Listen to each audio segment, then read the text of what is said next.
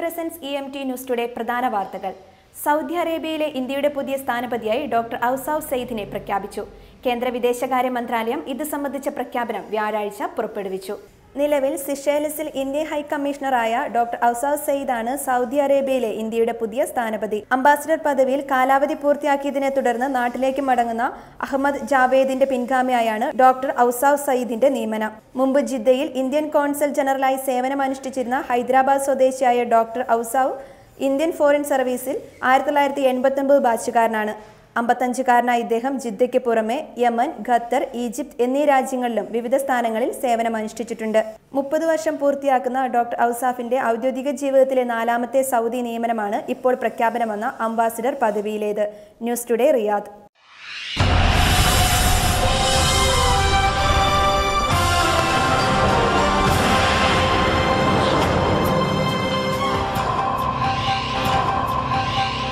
സൗദിയിലെ ടൂറിസം കേന്ദ്രങ്ങൾ സന്ദർശിക്കാൻ ഇനി വിസ വേണ്ട. അമേരിക്ക, യൂറോപ്പ് ഉൾപ്പെടെയുള്ള രാജ്യങ്ങളിലെ പൗരന്മാർക്കാണ് വിസയില്ലാതെ സൗദിയിലെ ടൂറിസം കേന്ദ്രങ്ങൾ സന്ദർശിക്കാൻ അവസരം ഒരുങ്ങുന്നത്. അമേരിക്ക, യൂറോപ്യൻ രാജ്യങ്ങൾ, ജപ്പാൻ, ചൈന എന്നിവിടങ്ങളിൽ നിന്നുള്ള വിനോദസഞ്ചാരികളെയാണ് മുൻകൂട്ടി വിസ നേടാതെ രാജ്യത്ത് പ്രവേശിക്കുന്നതിന് അനുവദിക്കുക. ഈ രാജ്യക്കാർക്ക് വിസയില്ലാതെ പ്രവേശനം നൽകുകയോ എയർപോർട്ടുകളിൽ വെച്ച് ഓൺ അറൈവൽ വിസ അനുവദിക്കുകയോ ചെയ്യാനാണ് നീക്കം. ഈ വർഷാവസാനത്തിന് മുമ്പായി വിദേശ വിനോദസഞ്ചാരികൾക്കുള്ള വിസ ഇളവ് നടപ്പിൽ വരുമെന്ന് റിപ്പോർട്ടുണ്ട്. രാജ്യത്തെ സമ്പദ് വ്യവസ്ഥ സ്വതന്ത്രമാക്കുന്നതിനും പുനഃസംഘടിപ്പിക്കുന്നതിനും വരുമാന സ്രോതസ്സുകൾ വൈവിധ്യവൽക്കരിക്കുന്നതിനുമുള്ള കിരീടാവകാശി മുഹമ്മദ് ബിൻ സൽമാൻ രാജകുമാരന്റെ പദ്ധതിയുടെ ഭാഗമായാണ് നീക്കം.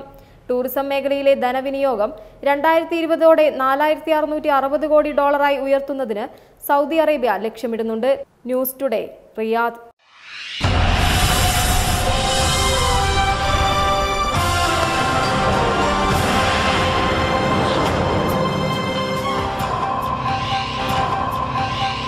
ബാബരി അയോധ്യ ഭൂമി തർക്കം പരിഹരിക്കുന്നതിന് സുപ്രീം കോടതി ഭരണഘടനാ ബെഞ്ച് 3-അംഗ സമിതിയെ നിയോഗിച്ചു. ജസ്റ്റിസ് ഫക്കീർ മുഹമ്മദ് ഖലീഫുല്ലയാണ് അധ്യക്ഷൻ. ശ്രീറാം പഞ്ചു, ശ്രീ രവിശങ്കർ എന്നിവരാണ് സമിതി അംഗങ്ങൾ.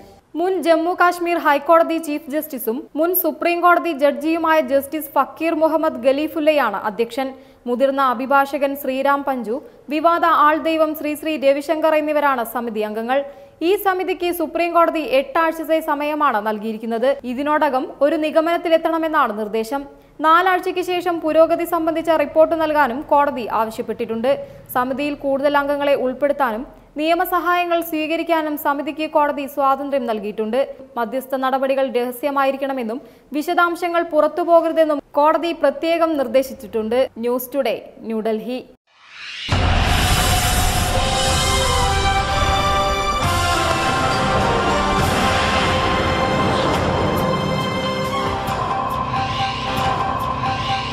പ്രസിഡന്റ് ജുവനൈൽ മോയിസിന്റെ നയങ്ങളാൽ കടുത്ത സാമ്പത്തിക പ്രതിസന്ധി നേരിട്ട് ഹെയ്ത്തി ജനത.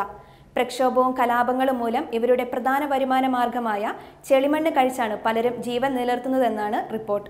രാജ്യത്തെ പ്രക്ഷോഭവും കലാപങ്ങളും ഹെയ്ത്തി ജനതയ്ക്ക് കടുത്ത പട്ടിണിയാണ് സമ്മാനിച്ചത്. ജനങ്ങൾക്ക് പുറത്തിറങ്ങാൻ പോലും കഴിയാത്ത അവസ്ഥയാണ് നിലവിൽ. ഇവരുടെ പ്രധാന വരുമാന മാർഗമായ ചെളിമണ്ണ് കഴിച്ചാണ് ഇപ്പോൾ പലരും ജീവൻ നിലനിർത്തുന്നതെന്നാണ് റിപ്പോർട്ട്. ഉദരരോഗങ്ങൾക്കും ചർമ്മ സംരക്ഷണത്തിനുമായാണ് ഹെയ്ത്തിയൻ ജനത ചെളിമണ്ണ് ഉപയോഗിക്കുന്നത്. കാലങ്ങളായി ഇത് ഉപയോഗിച്ച് പാത്രങ്ങളും കുടങ്ങളും പൂച്ചട്ടികളും നിർമ്മിച്ചാണ് ഇവർ ഉപജീവന മാർഗം കണ്ടെത്തിയിരുന്നത്. ഇപ്പോൾ ആ ചെളിമണ്ണ് ജീവൻ നിലനിർത്താൻ ഭക്ഷിക്കേണ്ട ഗതികേടിലാണ് ഈ ജനതയെന്നാണ് റിപ്പോർട്ടുകൾ സൂചിപ്പിക്കുന്നത്. കടുത്ത ദാരിദ്ര്യം നേരിടുന്ന ഹെയ്ത്തിയിൽ പോകരുതെന്നാണ് US അവരുടെ പൗരന്മാർക്ക് നൽകിയിരിക്കുന്ന നിർദ്ദേശം. UN ഫുഡ് ആൻഡ് അഗ്രികൾച്ചറൽ കണക്ക് പ്രകാരം 45.7% പേരാണ് പോഷകാഹാരക്കുറവ് നേരിടുന്നത്. News today, international.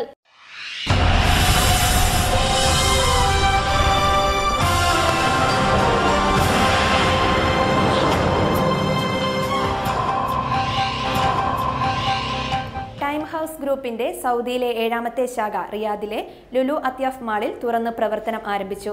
വർണ്ണാഭമായ ചടങ്ങ് ലുലു സൗദി ഡയറക്ടർ ഷെഹീം മുഹമ്മദ് ഉദ്ഘാടനം ചെയ്തു. ടൈം ഹൗസ് ഗ്രൂപ്പിന്റെ സൗദിയിലെ 7ാമത്തെ ശാഖയാണ് റിയാദിലെ എർമൂക്കിലെ ലുലു അത്യാഫ് മാളിൽ തുറന്ന് പ്രവർത്തനം ആരംഭിച്ചത്. Time House group executive director Syed Ali, Saudi country head Zain Ahmed എന്നിവരും ചടങ്ങിൽ സന്നിഹിതരായി. ലോകത്തെ നിലവാരത്തിലുള്ള ഒട്ടനവധി ബ്രാൻഡ് വാച്ചുകളുടെ കലവറ തന്നെ ഒരുക്കിയിട്ടുണ്ട് ടൈം ഹൗസിൽ. അടുത്തു തന്നെ സൗദിയിൽ 2 ഷോറൂമുകൾ കൂടി തുറന്ന് പ്രവർത്തനം ആരംഭിക്കുമെന്ന് KSA country head Zain Ahmed അറിയിച്ചു. സാമൂഹിക സാംസ്കാരിക മേഖലകളിലെ പ്രമുഖരും ചടങ്ങിൽ പങ്കെടുത്തു. News today, Riyadh.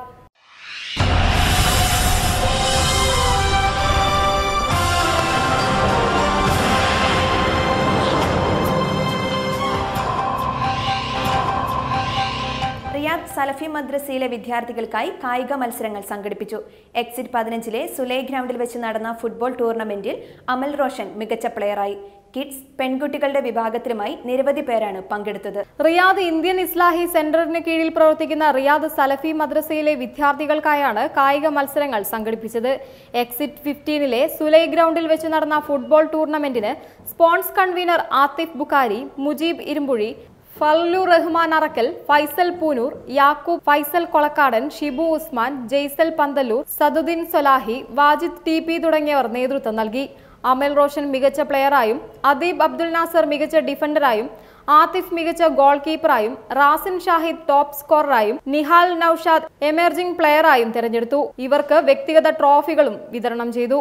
കിഡ്സ് വിഭാഗത്തിനും പെൺകുട്ടികൾക്കുമായി നടത്തിയ വിവിധ ഇൻഡോർ മത്സരങ്ങൾക്ക് convener Haseena Kottakkal, Rejeena CV, Thajunnisa, Raseena, Sameena, Ramla, Nabeela, Shahina, Rejeena CP, Shifa Sherin തുടങ്ങിയവർ നേതൃത്വം നൽകി.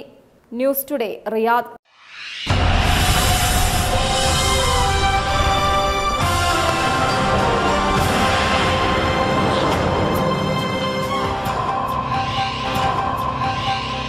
അധികാരികളുടെ കണ്ണു തുറപ്പിക്കാനുള്ള സഹന സമരത്തിലാണ് ഉജ്ജ്വല ബാലപുരസ്കാരം നേടിയ കോഴിക്കോട് വെളിമണ്ണ സ്വദേശി മുഹമ്മദ് ആസിം. ഭിന്നശേഷി വിദ്യാർത്ഥിയായ ആസിം പഠനം പൂർത്തിയാക്കുവാനാണ് സമരം ചെയ്യുന്നത്. വെളിവണ്ണ മുതൽ തിരുവനന്തപുരം വരെ 430 കിലോമീറ്ററാണ് സഹന സമരം.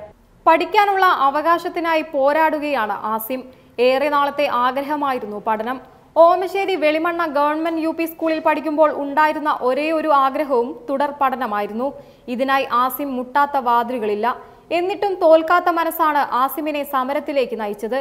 Omassery Velimanna government UP school ഹൈസ്കൂളായി അപ്ഗ്രേഡ് ചെയ്യണമെന്ന് ഹൈക്കോടതി വിധി നടപ്പിലാക്കണമെന്നാണ് ഈ കുരുന്നിന്റെ ആവശ്യം.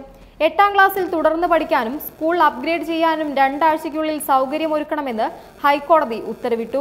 എന്നാൽ വിധിക്കെതിരെ സർക്കാർ ജൂലൈ 10-ന് ഡിവിഷൻ ബെഞ്ചിൽ അപ്പീൽ ഫയൽ ചെയ്തു. ഇതോടെ സിംഗിൾ ബെഞ്ച് ഉത്തരവ് ഡിവിഷൻ ബെഞ്ച് താൽക്കാലികമായി സ്റ്റേ ചെയ്യുകയായിരുന്നു. മുൻപ് മുഖ്യമന്ത്രിയെയും മറ്റ് അധികൃതരെയും കണ്ട് കാര്യം പറഞ്ഞെങ്കിലും ഫലമുണ്ടായില്ല. ഇതോടെ ആസിം വീണ്ടും സമരരംഗം ശക്തമാക്കി. സാമൂഹ്യ പ്രവർത്തകൻ ഹാരിസ് രാജും ആസിമിനൊപ്പമുണ്ട്. 47 ദിവസം കൊണ്ട് 430 കിലോമീറ്ററുകൾ സഞ്ചരിക്കുന്ന ആസിമിന് വിവിധ ജില്ലകളിൽ വൻ വരവേൽപ്പും പിന്തുണയുമാണ് രാഷ്ട്രീയ സാമൂഹ്യ സാംസ്കാരിക രംഗത്തെ പ്രമുഖർ നൽകുന്നത്. രാഷ്ട്രീയ ധാർഷ്ട്യത്തിന്റെ പേരിൽ സാധാരണക്കാരുടെ അവകാശങ്ങൾ തട്ടിമാറ്റുന്നവർ ഇനിയെങ്കിലും ഈ കുരുന്നിനോട് കനിയണം. രാഷ്ട്രീയ അജണ്ടകൾക്കപ്പുറത്തെ ജീവിത സമരമാണ് തെരുവിൽ ആളിക്കത്തുന്നത്. News today, Keralam.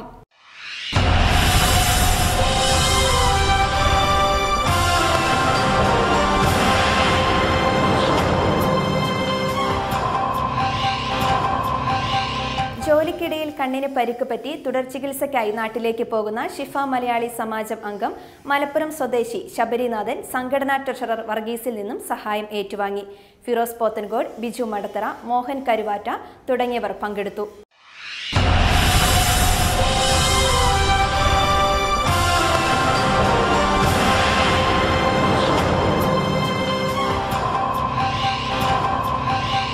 ഇത് വേറിട്ട ഒരു വിനോദയാത്ര. മലപ്പുറം ജില്ലയിലെ എടവണ്ണയിൽ നിന്നും കാണാക്കാഴ്ചകളിലേക്ക് ഒരു സഹയാത്ര. നാടിന്റെ കലാ, സാഹിത്യ, സാംസ്കാരിക, വിനോദ മേഖലയിൽ സ്തുത്യർഹമായ സേവനം കാഴ്ചവെക്കുന്ന ഒരു കൂട്ടായ്മ. സംസ്കാര എടവണ്ണ നാട്ടിലെ വയോജനങ്ങൾക്ക് വേണ്ടി സംഘടിപ്പിച്ച വിനോദയാത്ര ഏറെ വ്യത്യസ്തത പുലർത്തി. പാവപ്പെട്ട കർഷക തൊഴിലാളികളും വീട്ടമ്മമാരുമടക്കമുള്ള 24 പേർ. അവർക്ക് സൗജന്യമായി ഒരു യാത്ര. യാത്രാനുഭവങ്ങൾ സമ്മാനിക്കാൻ ഏതാനും സുമനസ്സുകളുടെ സഹായത്തോടെ തിരുവനന്തപുരത്തേക്ക്. നിലമ്പൂരിൽ നിന്നും രാജ്യറാണി എക്സ്പ്രസിൽ പുറപ്പെട്ട യാത്ര അനന്തപുരിയിലെ കനകക്കുന്ന് കൊട്ടാരം, സെക്രട്ടേറിയറ്റ്, പാളയം പള്ളി, മ്യൂസിയം, സൂ, ബീച്ച്, ഷോപ്പിംഗ് മാൾ, ബോട്ട് സവാരി തുടങ്ങി ഒട്ടേറെ വിനോദസഞ്ചാര കേന്ദ്രങ്ങൾ സന്ദർശിച്ച് പുതിയ വിനോദവാതായനങ്ങൾ അനുഭവിച്ചു. സംഘം പിന്നീട് മുൻ മുഖ്യമന്ത്രി VS അച്യുതാനന്ദനെയും സന്ദർശിച്ചു. അനുഭവങ്ങൾ പങ്കുവച്ചു. ടിവിയിലും പൊതുവേദിയിലും മാത്രം കണ്ടിട്ടുള്ള പുന്നപ്ര വയലാർ നായകൻ VSനെ അടുത്തു കാണാനും സംവദിക്കാനും ലാൽ സലാം പറയാനും സാധിച്ചതും യാത്രാസംഘം എന്നും ഓർക്കും. കനകക്കുന്നിലെ പരിപാടിയിൽ Shashi Tharoor MP, cinema, television dubbing artist, professor Aliyar എന്നിവരും ചേർന്ന് യാത്രാ സംഘത്തിന് ആശംസകൾ നേർന്നു. തിരുവനന്തപുരം നഗരത്തിലെ കാണാക്കാഴ്ചയുടെ അനുഭവങ്ങളിൽ നിന്നും അവർ ഏറെ പഠിച്ചു, രുചിച്ചു. സ്വന്തം ഗ്രാമം എന്ന വലിയ ലോകത്തിൽ മാത്രം ജീവിച്ചു നടന്ന ഈ വയോജനങ്ങൾക്ക് നമ്മുടെ ഗ്രാമം മാത്രമല്ല, അതിനുമപ്പുറം വലിയൊരു വിശാലമായൊരു ലോകമുണ്ടെന്ന് അനുഭവത്തിലൂടെ അറിയുവാൻ ഈ യാത്ര നിമിത്തമേകി. നഗരത്തിലെ വിനോദസഞ്ചാര കേന്ദ്രങ്ങളുടെ സന്ദർശന ശേഷം തിരുവനന്തപുരം വിമാനത്താവളവും സന്ദർശിച്ച സംഘം അവിടെ നിന്നും വിമാനത്തിൽ കരിപ്പൂരിലേക്ക് മടക്കയാത്ര. വിമാനത്തിൽ യാദൃശ്ചികമായി എത്തിയ IGP സന്ധ്യ. അവരോടൊത്തുള്ള കോഴിക്കോട് വിമാനത്താവളത്തിലേക്കുള്ള അവരുടെ അനുഭവങ്ങൾ പങ്കുവച്ചുള്ള യാത്രയും യാത്രാ സംഘത്തിന് ഏറെ പുതുമ നൽകി. ജീവിതത്തിലെ ആദ്യാനുഭവങ്ങളിലേക്ക് കൊച്ചുകുട്ടികളെ പോലെ ഞങ്ങളുടെ കൈപിടിക്കാൻ വന്ന ഈ അച്ഛനമ്മമാരുമൊത്തുള്ള ആഹ്ലാദത്തിൽ പങ്കുചേർന്നു. സംസ്കാരയുടെ നേതൃത്വത്തിലെ ഈ വിനോദയാത്രയ്ക്ക് P. ഷംസുദ്ദീൻ, അബ്ദുള്ളക്കുട്ടി മാഷ്, ഷാനവാസ് PV, മധുസൂദനൻ, ഷെർവാണി മുണ്ടങ്ങര, രാമു, മൂൺസുനി, റസീസ് അഹമ്മദ് തുടങ്ങിയവർ നേതൃത്വം നൽകി.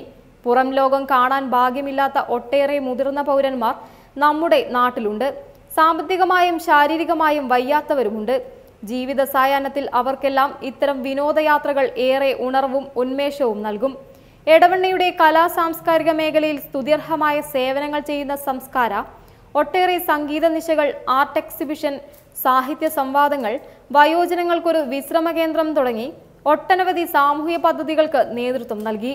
നാടിന്റെ കലാ പൈതൃക സാംസ്കാരിക സംരംഭത്തിന് നേതൃത്വം നൽകുന്ന സംസ്കാര എടവണ്ണയ്ക്ക് അതിന്റെ അമരക്കാർക്ക് ന്യൂസ് ടുഡേയുടെ അഭിനന്ദനങ്ങൾ.